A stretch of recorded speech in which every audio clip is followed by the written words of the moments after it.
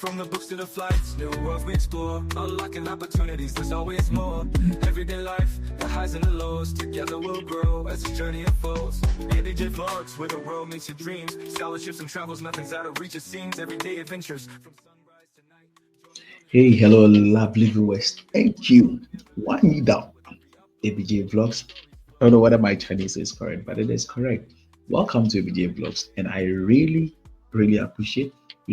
In my last video, when I was talking about the status change in Chinese government scholarship, I told you that I was recording this video at a very ungodly hour. Yes, it is 2:36 a.m. Feeling very sleepy, but for the love of what we want to do, I cannot disappoint you. So if today is your first time, please subscribe, share, and let's get this channel going. Let's keep supporting this channel. I want to bring you a lot of content, good content. I want to change the face of this channel, but I would need your support. We have to change a lot of things about this channel, but that'll be in another discussion. But in today's video, I'm going to tell you why you got rejected or why people get rejected when they apply to Chinese universities.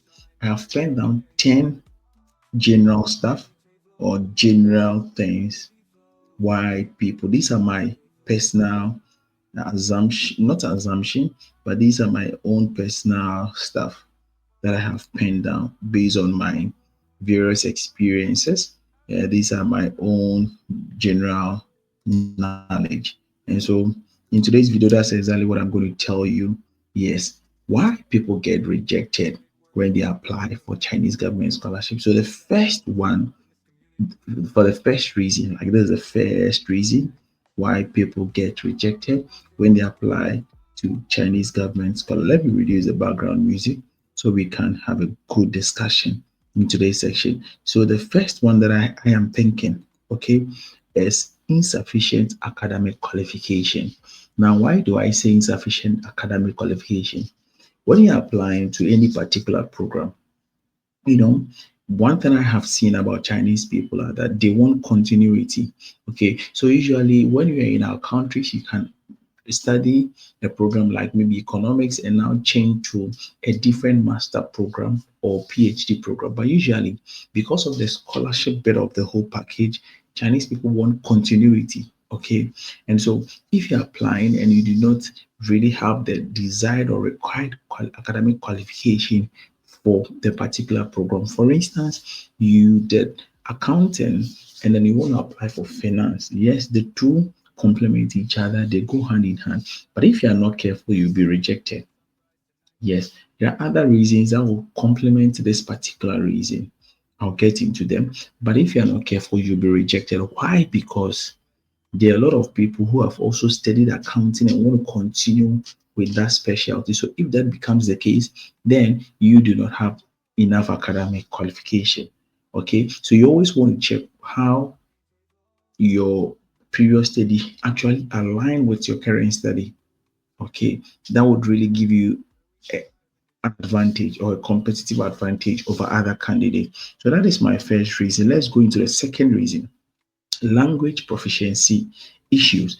Language proficiency issues. For the language proficiency issues, I'm not talking about your ability to study, your ability to speak Chinese or not. Let me zoom in so you can also see it very well. Yes, I'm not talking about your ability to speak Chinese or not, but for language proficiency issues, I'm talking about the fact that the required language proficiency for the program you are applying. Some people think that applying to China is very easy. That is some people's assumption. So what the university is saying is not what they are following. Now, when the university tell you that yes, we need IELTS, we need Duolingo, whatever. If you are from an English-speaking country, all that you need is to just take a letter of proof. Okay, but the problem why I'm saying this is that some people see this and they ignore. Some people even ask me, BJ, my first language is this, so my native language is English. Why do I need to go and prove? Yes, you have to prove it. There are people who even have IELTS and cannot speak English, so just prove it. If you're applying for a Chinese talk program, And the university is saying that they need HSK1, provide HSK1. If you have more, uh, a higher level, it is accepted. Some people would see HSK5 and put HSK3, which would let them be rejected. So these are the reasons. These are basic reasons that would let somebody be rejected from Chinese application. Let's look at the third reason.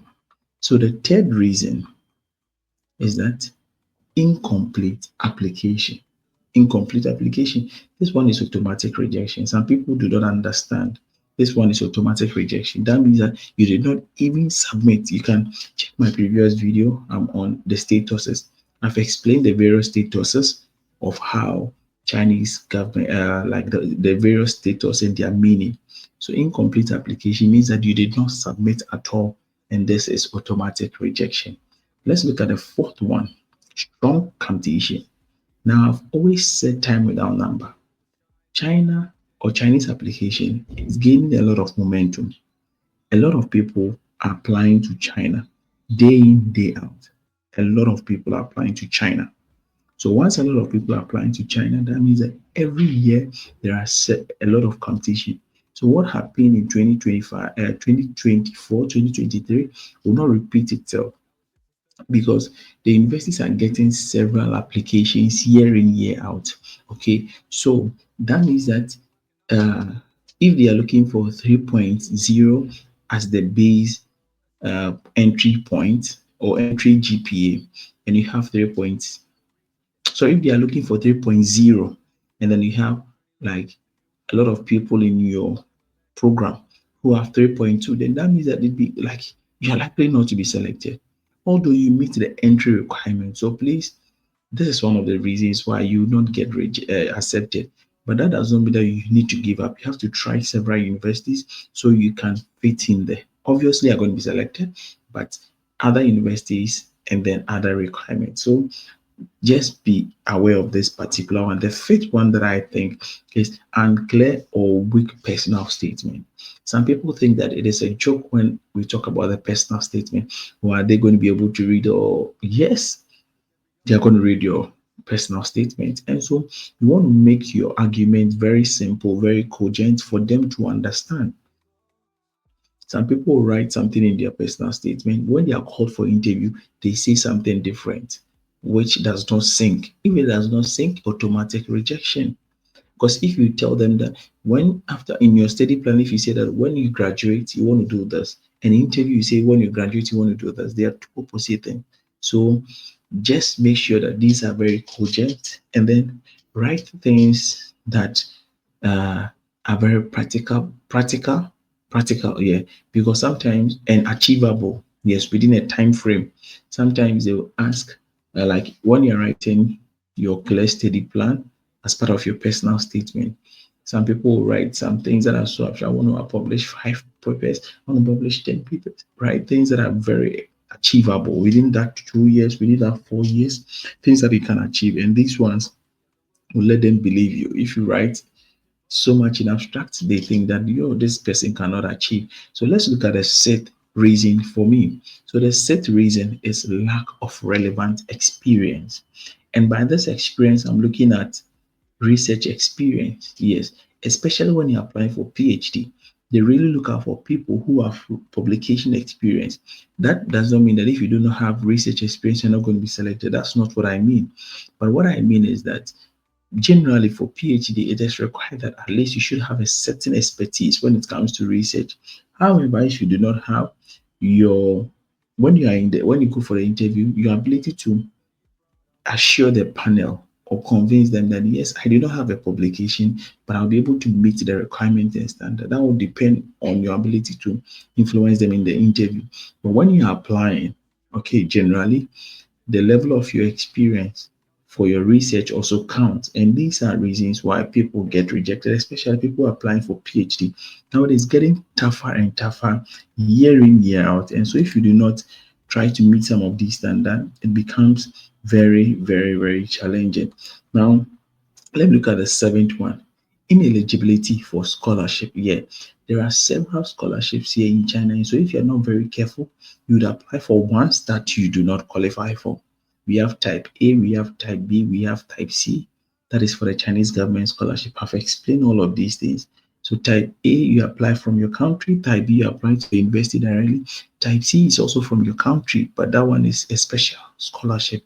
We have university scholarships, and we have ones that are from the for the Asians. We have for people from the Asian countries. We have several of them. We have Belt and Road. We have Silk Road. So you have to check whether your country is eligible, whether you meet the start like because some people do not check the moment they see them, they apply, and these are the reasons why they get rejected. It's not because you do not qualify in some cases, but it's also because you did not apply for the right scholarship, and so it makes automatic rejection.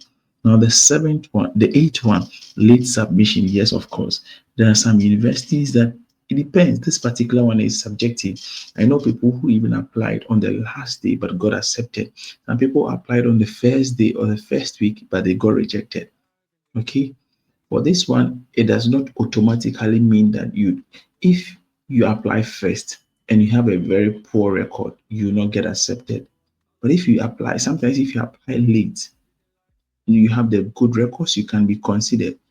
The reason is there are universities that would wait when they get applications, they start to process everybody's own. There are universities that will start up processing even when they get the application. So when they get the required number of people, then it means that all other applications that come in are treated as waste. Okay, so that is why this particular one is kind of like subjective. So then let's go to the ninth one, and then we'll be wrapping up. Mismatch with program goals. I think this goes hand in hand with our study plan. Yes. So in your study plan, you have to state clearly like what you want to achieve with the program, especially things that are linked. This one, I'm talking about situations that are linked to your future job prospects. Yes, if you do not stick to them well, then some of the universities will not accept you because they would not see how the program would benefit you. Because the essence of the program is to make you a holistic person for future application for future job prospects. And so these are some of the reasons why people get rejected. Let's look at the 10th one, and probably I'll give you a bonus. So the 10th one is what limited quota, limited quota. And this is the secret that universities do not tell you. So every university have their quota. Every university have their quota. So they know that this year we are accepting like 10 people for this particular scholarship. But obviously they're going to open for everybody to apply. So for instance, they have like 200 applications, but the slot is 10. How would you how are people going to get in? So obviously some people get in, others will be rejected. So these are basically what they did not tell you. Some people would even qualify to the scholarship stage, but because of the limited quota, they will get rejected. And so sometimes, cry over it. We just need to position ourselves and reapply and reapply until we get a scholarship.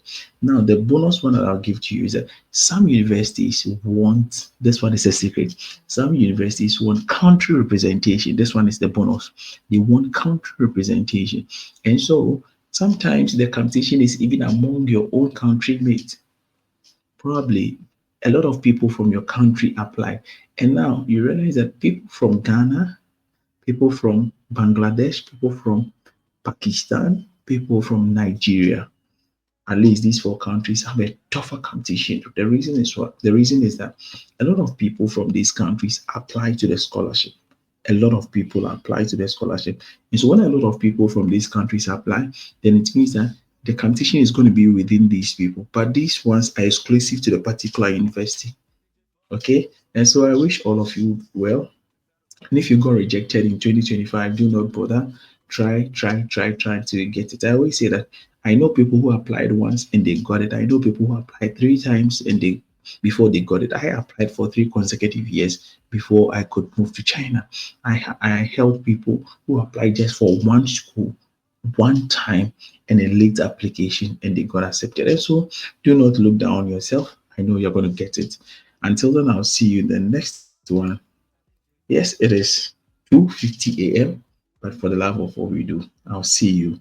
Zaijian, bye bye. What I nime. People are saying that they speak Chinese. Yes, you are going to hear more Chinese on this channel. I'll see you in the next one. There's always more. Everyday life, the highs and the lows. Together we'll grow. as this journey unfolds. ABJ vlogs where the world meets your dreams. Scholarships and travels, nothing's out of reach. It seems everyday adventures from sunrise to night. Join me on this journey, let's soar to new heights.